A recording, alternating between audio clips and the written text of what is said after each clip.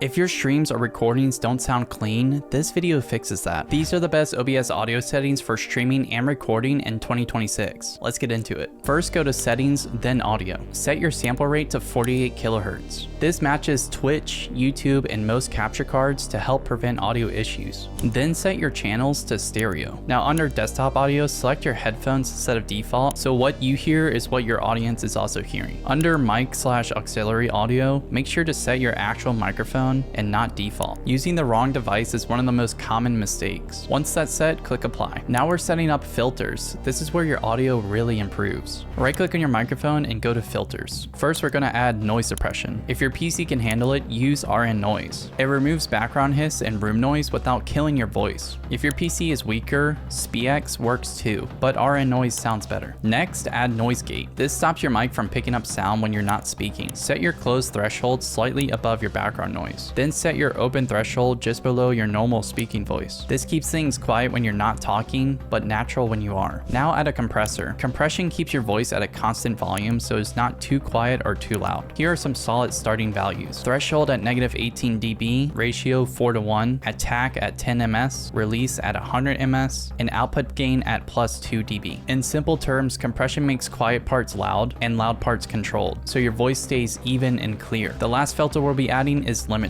Set the threshold to -1 dB. This prevents clipping if you laugh, shout, or get excited on stream. So every mic should have a limiter. Quick reminder, if you're finding this video helpful so far, be sure to drop a like and subscribe down below as that really helps my channel.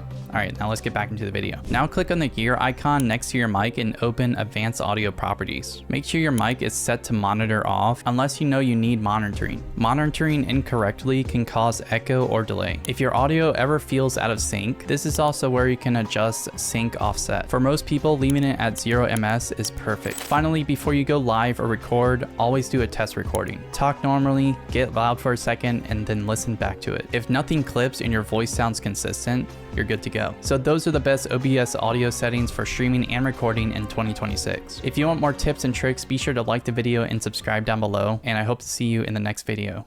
Peace out.